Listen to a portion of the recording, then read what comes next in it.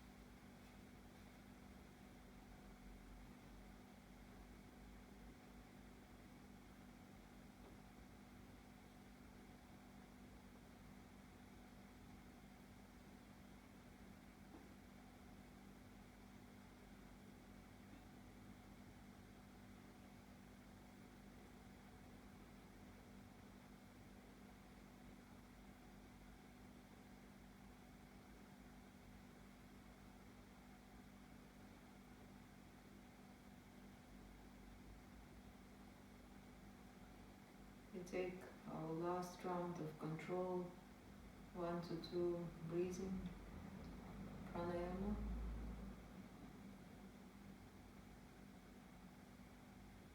And after your last controlled exhale,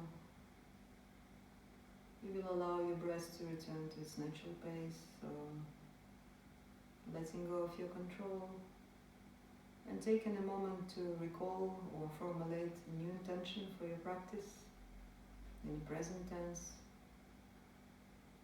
clear, in simple words, for something that you would like to be present in your life that is really important for you. It may be an intention to have a greater health, greater patience, more loving attitude, or to be more relaxed and calm. Repeating it 3 times silently in your head in exactly the same words. And then we open our eyes and we're gonna shake our legs, so releasing. And today we will start with windshield wipers to loosen our hips. So shake your legs first well, and then we place our feet hip width apart, and we place our hands behind the back in a comfortable position, so fingers facing towards the face, and we allow our knees to drop right and left. It can go faster, it can go slower. As always, feel something in your hips and adjust the position of your feet as it feels good for you. Maybe you want to bring your feet together. I like in windshield wipers pose to have my feet at least hip width apart or maybe wider, so I can have a bigger range of motion in my hips. And it might feel also nice to have feet together. So just checking how it is going.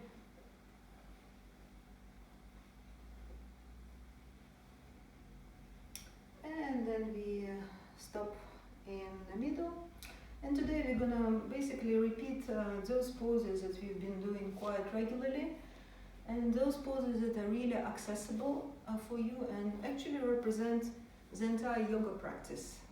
So if you don't have time to practice, you can have this couple of poses that you do even just before going to bed or at any other moment of the day. It's a restorative type of yoga, so it calms down your body and brings the flexibility and relaxation in especially your spine. So we go in the Reclined Butterfly. So it's quite accessible for the hips, and we're gonna place our feet together and our legs are in a diamond shape, so the feet are quite away from the groins. And if you feel that your pelvis rocks back, maybe you can sit on something that lifts your pelvis a little bit and also brings your pelvis forward. And then we're gonna just bring our arms towards our feet or ankles or anywhere they end up, maybe on the floor. And then we're gonna inhale a little bit, extending the spine, and then we allow our spine to round and we relax everything. So we are flexing our spine here, so round back. You can relax fully, you can relax your shoulders, you can relax your head.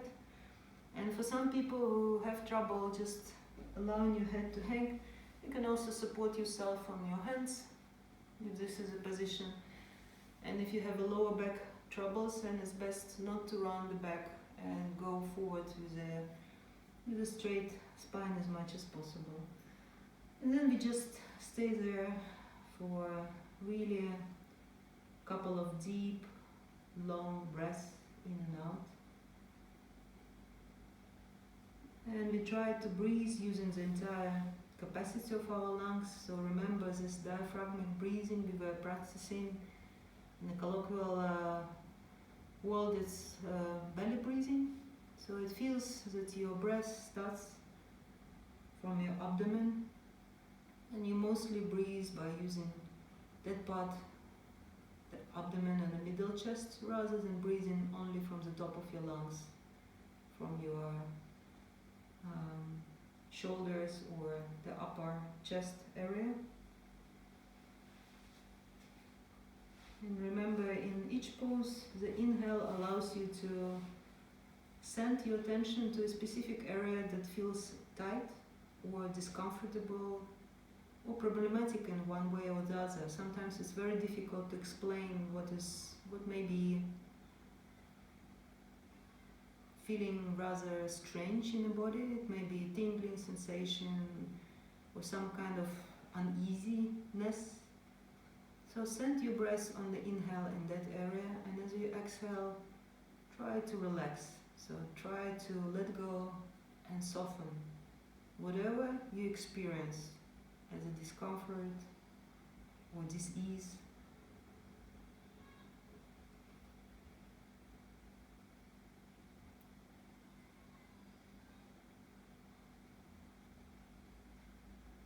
And this pose is deeply restorative, so it allows ourselves to settle down with our breath.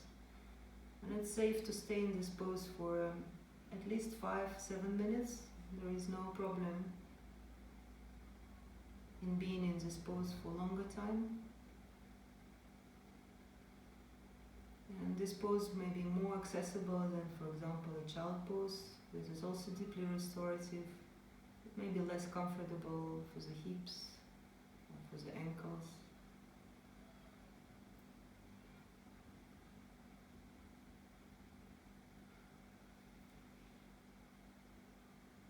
And while staying in the pose, you can just try to relax even deeper. So noticing where you feel that your muscles are engaged.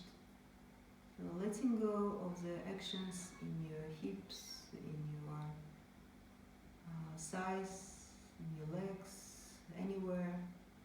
So really taking it as an in expression of the butterfly pose.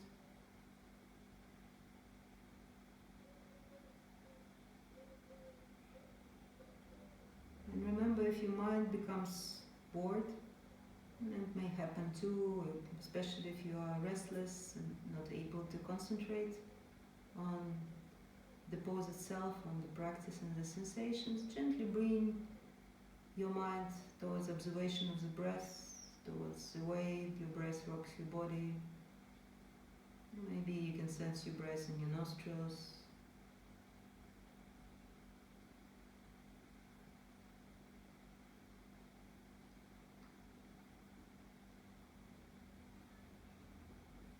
And this is one of the movements, 4 movements of the spine that are very therapeutic for us. And in Chinese medicine there is a saying that you are as young, as flexible your spine is. And the 4 movements we're gonna today explore is this flexion, so folding forwards, bending forward with a round spine. Then extension, which is a back bend. And twists and lateral flexion of the spine. So you will have these 3 variations to take home that for your spine will be a complete practice. And we're gonna take one more breath, so trying to relax even deeper with this last breath in the pose. And then without any rush, keeping the head down. If you were hanging with your head down, we place the hands on the floor and we start moving the hands towards our hips, rolling our spine back to vertical position. And if you were sitting on something, removing it and closing your knees. And once again we do windshield wipers here. So this time again, if you feel that you need to move around because you were so patient in the pose, and actually you haven't got rid of your restlessness as yet, so move a bit faster. Just do what your body feels like doing right now. And then we shake everything. And then we go into the spinal twists. And this variation today is gonna look like the following. We're gonna bring our right foot in, and then we cross it over the left leg. And we try to sit straight again. So if you need to sit on a blanket for the same reason as in the previous pose, because you start like rolling with your pelvis backwards. Just sit on something. And we go into easier spinal twist. So we place the right hand behind the back and we press our fingers in the floor so we can lift our chest up. And then with the left elbow we catch our right knee. And first we just straighten up, so the right knee is gently pressed towards the chest. And then we start using the left arm as a leverage and the right hand as a leverage. And gonna start turning our head, our torso to look over the right shoulder. So remember, in all the twists it's important to keep your spine elongated.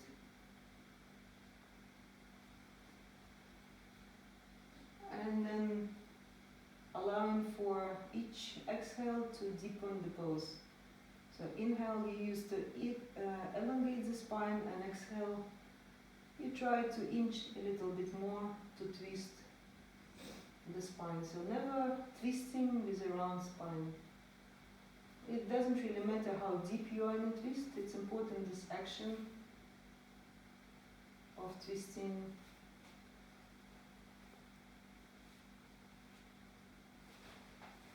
while the spine is straight. And you take one more breath. And then we release towards the neutral and little contour twist just for one breath. So bringing the hands to the opposite side and just twisting over. And we change sides, so shaking the legs. And then we repeat on this other side. So left foot in and then crossing over the right leg. And remember, first left hand behind, so we are propping ourselves so we sit really straight, if necessary on the blanket, catching this right knee, left knee into the right elbow, and lifting ourselves a bit more up. And then from that strong and upright position, we start twisting. And you can allow time for the twist to move to its maximum. So inhaling, lifting the spine, lifting the sternum, and exhaling, releasing into the twist. So make it maybe a dynamic expression, so you don't need to just move into the twist and stay there. You can slowly inch into the twist. Don't forget to breathe, deep breathing. Remember, in the twisted area, we are twisting in the area of our abdominal organs. And we have this added benefit of the twist when we breathe deeply using our diaphragmatic breathing. So we massage our inner organs in the abdominal area. And that's not for nothing. The twists are great for digestions, for removing toxins, and generally rejuvenating our body. So keep on inhaling and lengthening, and exhaling and releasing into the twist.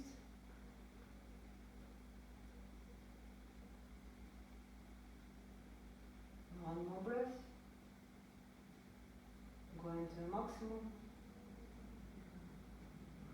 And then you turn towards the neutral, and we have a little contour twist just to balance our spine, and we release everything. So we shake our legs, and we're gonna move on our hands on our knees for the side flexion of the spine. So we're gonna place our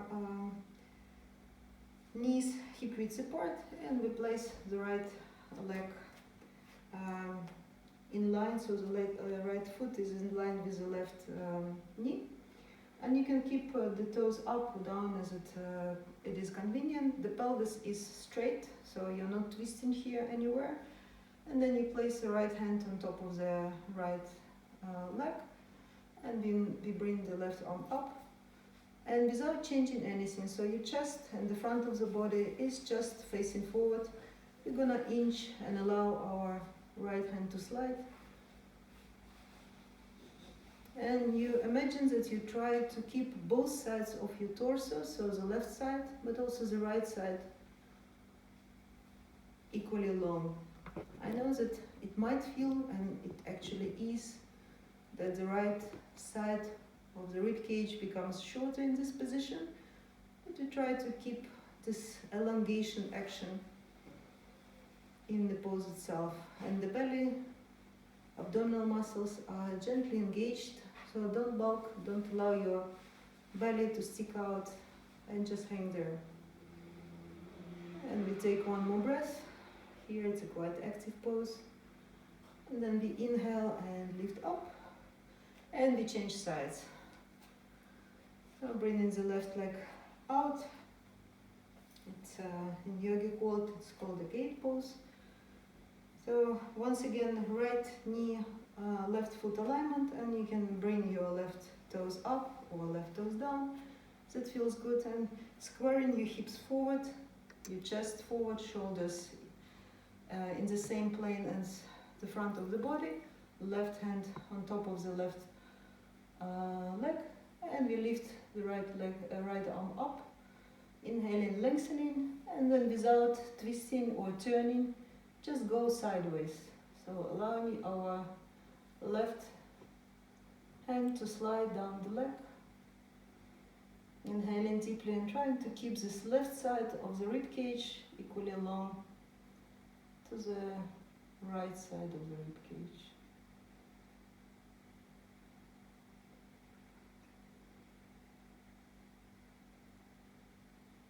One more breath.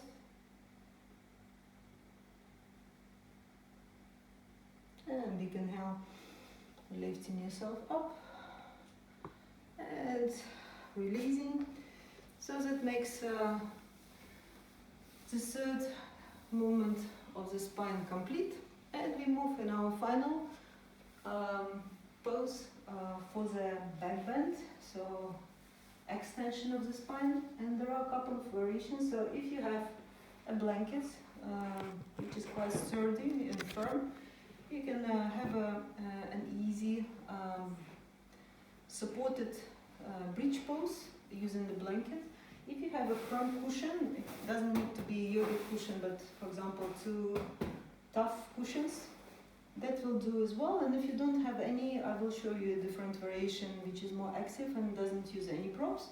We all start in the same manner, so we lie down and we place our feet hip width apart, and the sides of our feet are parallel in one line with the rest of the body, so you are not opening your feet. And then people who can use like a cushion or a towel, we're gonna lift our hips a little bit and place this towel, blanket or cushion just underneath our sacrum. So our lower back is not on the support. Our lower back is hanging. And just see what works for you in which position it feels better. And you can bring your shoulder blades underneath and just relax here. If it feels nice and good as is, and quite challenging, just stay here. If you would like to have more action, you can extend your legs. So it's a supported bridge pose that in which we can relax a bit deeper when we use the props. If you don't have the props, then you can continue with me, and the rest of you can just relax in this pose, allowing your breath to slow down. So we start in the same manner, so we only bring the hands under our sacrum, and then we move the shoulders closer to each other, and then we're gonna lift the hips a bit higher. So we start lifting up, and then because it's an active pose, we are not able to stay here for long. So we're gonna do it 3 times. So if you're on a blanket or on a cushion in a supported bridge, you just continue staying there.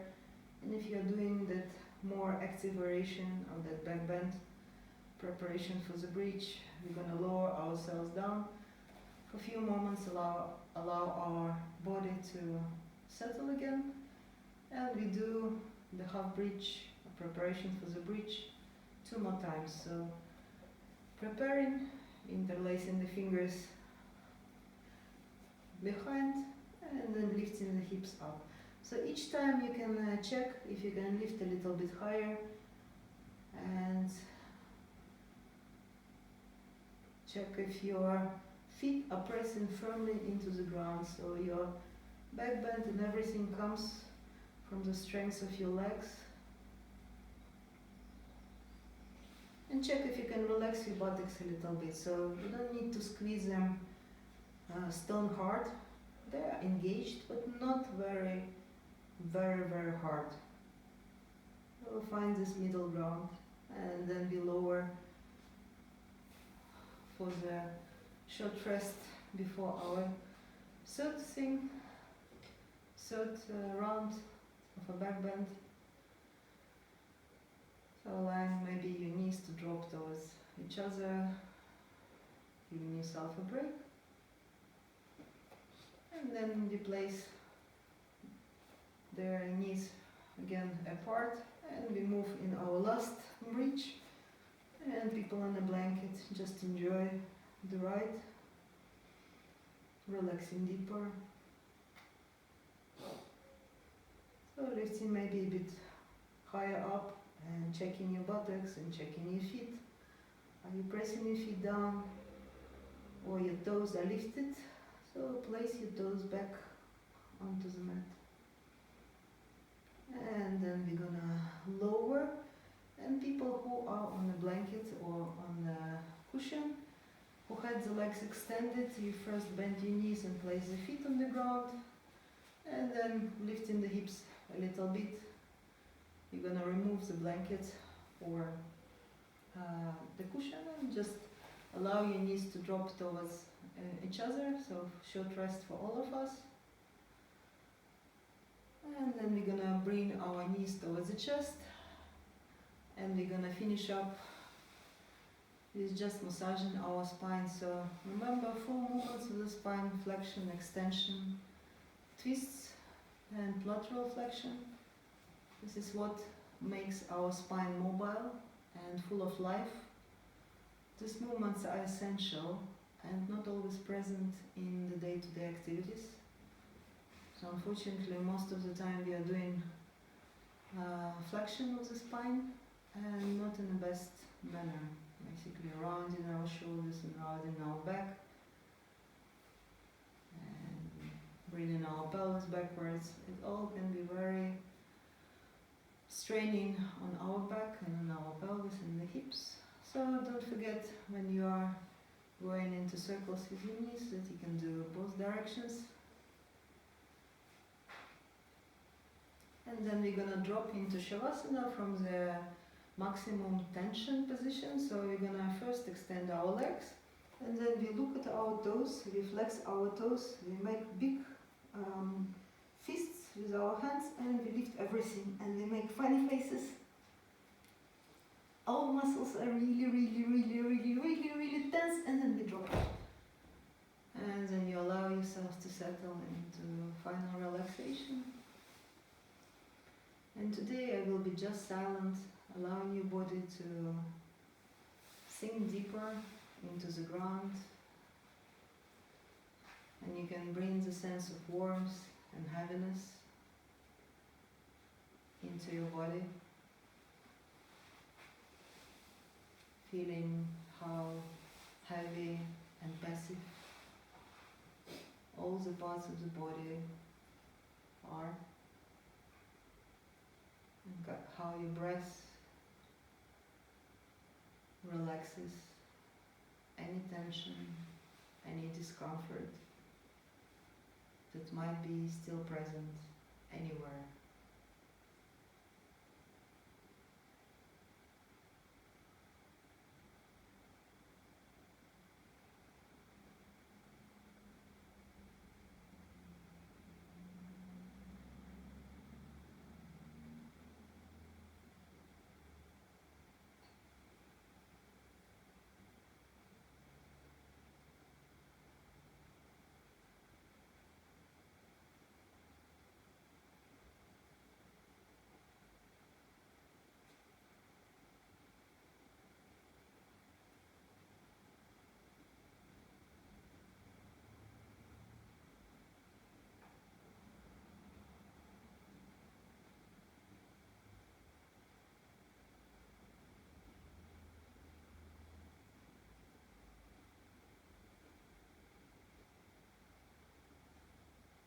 And we start taking deeper breaths in and out. Coming out from Shavasana by moving our toes, moving our head side to side, moving our fingers, extending the arms over the head and maybe engaging the muscles of the legs, so stretching yourself out and finding your way to roll towards the right and left side, maybe cushioning your head for a few moments. And with the help of the hands, we're gonna bring ourselves back to sitting position in cross-legged with a straight spine.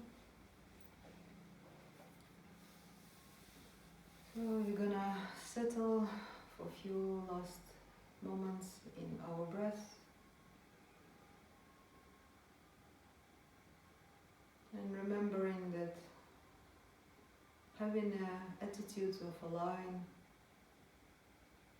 watching, leads to wise actions, but at the same time leads to this positive outlook, knowing that whatever we have in the universe planned for us, or whatever we plan or encounter ourselves, these three actions, allowing, watching, will allow us to take a wise action so that we don't need to have a negative outlook on anything, because we have everything we need already within us, and we can do it right now. We don't need to postpone things for tomorrow. They're happening right now. So we take a few last breaths and we will recall our intention for this practice, repeating it silently to ourselves. Feeling this intention, the truth of its intention, as if it is already present in our life fully.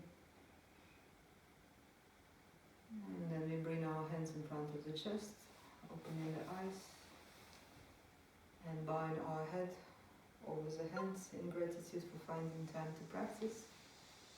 So namaste, enjoy the beautiful day ahead of you. Bye bye.